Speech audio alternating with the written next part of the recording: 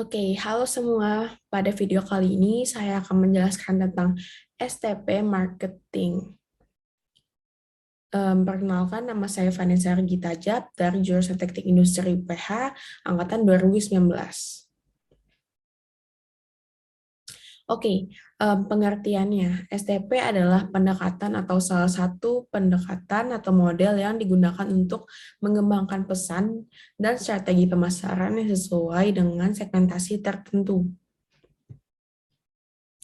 Yang pertama terdapat segmentasi pasar. Nah, segmentasi ini membagi pasar menjadi beberapa segmen yang lebih kecil dengan kebutuhan, karakteristik, atau perilaku berbeda yang mungkin memerlukan strategi atau bauran permasalahan terpisah. Kita akan membahas tentang 4 topik segmentasi penting, yaitu segmentasi pasar konsumen, segmentasi pasar bisnis, segmentasi pasar internasional, dan persyaratan untuk segmentasi yang efektif. Yang pertama terdapat segmenting consumer markets. Dibagi lagi menjadi variabel geografis, demografis, psikografis, dan perilaku utama.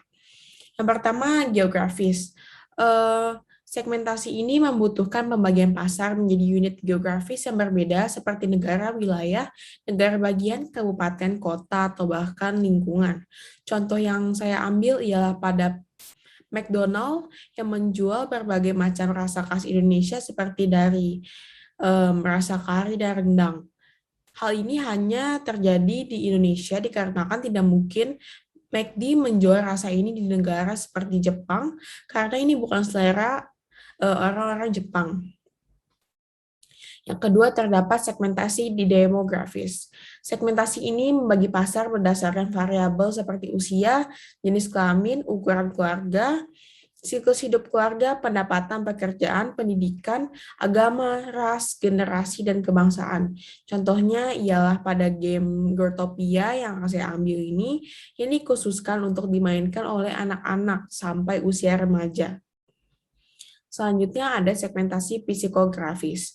Segmentasi ini membagi pembeli menjadi segmen yang berbeda berdasarkan kelas sosial, gaya hidup, atau karakteristik kepribadian. Contohnya ialah pada laptop Asus Republic of Gamers atau ROG, sasaran penjualan pada laptop ini ialah orang yang suka bermain game. Lalu yang terakhir terdapat segmentasi perilaku. Segmen ini membagi pembeli menjadi segmen-segmen berdasarkan pengetahuan, sikap, penggunaan, atau tanggapan mereka terhadap suatu produk. Contohnya ialah sampo dengan varian untuk kerontokan rambut. Tentunya para konsumen yang mengalami kerontokan rambut akan terus membeli varian yang untuk mengatasi kerontokan rambut ini dikarenakan varian lain tidak akan memperbaiki masalah rambut ini. Selanjutnya ada segmenting international markets. Tidak semua perusahaan ingin mengoperasikan barangnya atau jasanya ke banyak negara. Beberapa perusahaan hanya fokus ke sedikit negara. Padahal jika mengoperasikan ke banyak negara akan menghasilkan banyak tantangan baru dikarenakan ekonomi, budaya, dan politiknya yang berbeda. Contohnya yang akan saya ambil ya pada produk Scarlett. Produk ini masih dipasarkan di seputar Indonesia dan belum dipasarkan sampai ke luar negeri. Selanjutnya itu ialah requirement for effective segmentation. Pada yang kali ini tidak semua segmentasi itu efektif. Agar hal itu terjadi, segmen pasar harus terukur, yaitu ukuran daya beli dan profit. Segmen dapat diukur, yang kedua dapat diakses, yaitu segmen pasar dapat dijangkau dan dilayani secara efektif. Yang ketiga itu substansial, segmen pasar cukup besar atau cukup menguntungkan untuk dilayani. Yang keempat itu dapat dibedakan dan merespons secara berbeda terhadap elemen dan program bauran pemasaran yang berbeda. Yang kelima itu dapat ditindaklanjuti. Program yang efektif dapat dirancang untuk menarik ke melayani segmen. Oke, selanjutnya itu setelah segmentasi tadi akan berlanjut ke market targeting. Pada proses targeting harus menentukan terlebih dahulu mana segmen pasar terbaik bagi bisnis. Untuk menentukannya terdapat 3 faktor yang harus dipertimbangkan. 3 faktor ini merupakan profitabilitas, Yang pertama, profitabilitas itu harus memastikan bahwa segmen yang di dasar memang menghasilkan profit terbesar. Lalu yang kedua, terdapat ukuran dan potensi pertumbuhannya. Nah, segmentasi membagi pasar menjadi kelompok-kelompok kecil. Namun bukan berarti bisa membagi semua pasar begitu saja. Bagilah pasar yang cukup besar dan hindari membagi pasar yang sudah kecil karena dapat membatasi perkembangan bisnis Anda. Contohnya ialah memilih segmentasi yang potensi perkembangannya akan pesat di masa yang akan datang. Dan yang ketiga itu adalah kemudahan akses, yaitu harus memilih pasar yang mudah diakses, baik bagi penjual maupun pembeli. Contohnya pada produk yang menjual barangnya di berbagai macam platform online yang sering digunakan atau familiar seperti Shopee dan Tokopedia agar mudah diakses oleh para konsumen. Oke, sebelum masuk ke differentiation and segmenting, sebelum masuk ke differentiation and positioning, saya akan membahas tentang selecting target market segments yang terbagi menjadi 4. Yang pertama, terdapat undifferentiated mass marketing. Dengan menggunakan strategi pemasaran ini, perusahaan mungkin memutuskan untuk mengabaikan perbedaan segmen pasar dan menargetkan seluruh pasar dengan satu tawaran. Strategi ini lebih berfokus pada yang umum dalam kebutuhan konsumen daripada apa yang berbeda. Yang kedua, terdapat differentiated marketing. Dengan menggunakan strategi ini, perusahaan memutuskan untuk menargetkan beberapa segmen pasar dan merancang penawaran terpisah untuk masing-masing segmen. Yang ketiga, terdapat concentrated marketing, yaitu dengan menggunakan strategi ini, perusahaan mengejar sebagian besar dari satu atau beberapa segmen yang lebih kecil daripada mengincar pasar yang besar. Dan yang terakhir, terdapat micro-marketing. Pemasaran mikro menyesuaikan produk dan program pemasaran agar sesuai dengan selera individu dan lokasi tertentu. Pemasaran ini terbagi menjadi 2, yaitu pemasaran lokal dan individu. Pemasaran lokal menyesuaikan merek dan promosi dengan kebutuhan dan keinginan segmen pelanggan lokal kota, lingkungan, dan bahkan toko tertentu. Pemasaran individu menyesuaikan produk dan program pemasaran dengan kebutuhan dan preferensi pelanggan individu. Juga disebut pemasaran satu lawan satu, pemasaran disesuaikan, dan pemasaran satu pasar. Nah, dari keempat itu akan saya ambil salah satu contohnya itu ialah pada brand mobil mewah seperti Lamborghini.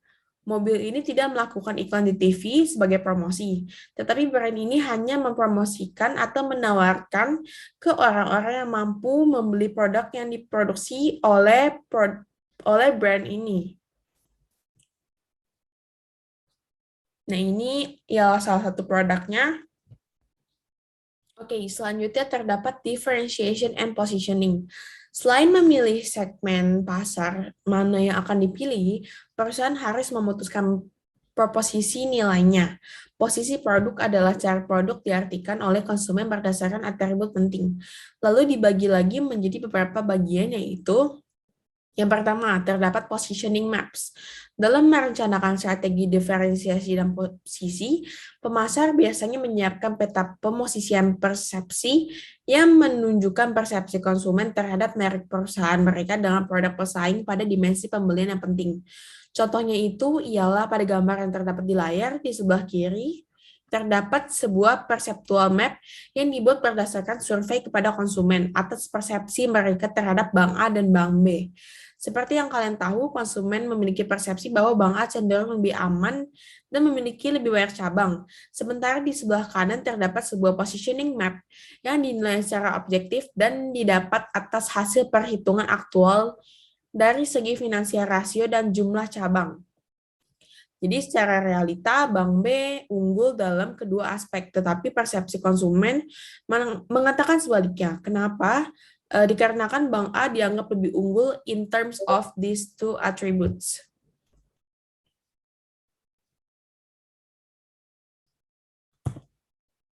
Oke, selanjutnya terdapat choosing a differentiation and positioning strategy. Setiap perusahaan harus membedakan penawarannya dengan membangun kumpulan manfaat unik. yang menarik bagi kelompok substansial dalam segmen tersebut. Perusahaan kemudian harus berkomunikasi secara efektif dan menyampaikan posisi yang dipilih ke pasar. Misalnya ialah produk Apple dan Samsung. Walaupun mereka berdua adalah brand yang berjualan gadget seperti handphone ataupun laptop, tetapi mereka berdua menawarkan produk dengan spesifikasi dan model yang berbeda. Namun masing-masing brand ini berhasil dikarenakan menciptakan proposisi nilai yang tepat untuk campuran unik pelanggannya. Lalu yang terakhir ialah communicating and delivering the chosen position atau mengkomunikasikan dan menyampaikan posisi yang dipilih. Setelah perusahaan memilih posisi, perusahaan harus mengambil langkah kuat untuk menyampaikan dan mengkomunikasikan posisi yang diinginkan kepada konsumen yang ingin ditargetkan.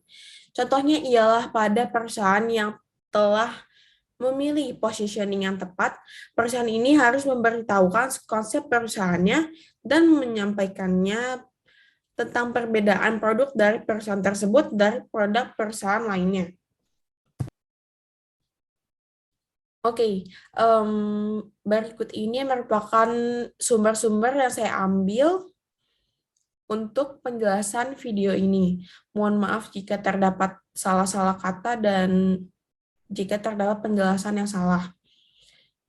Terima kasih telah menonton video saya.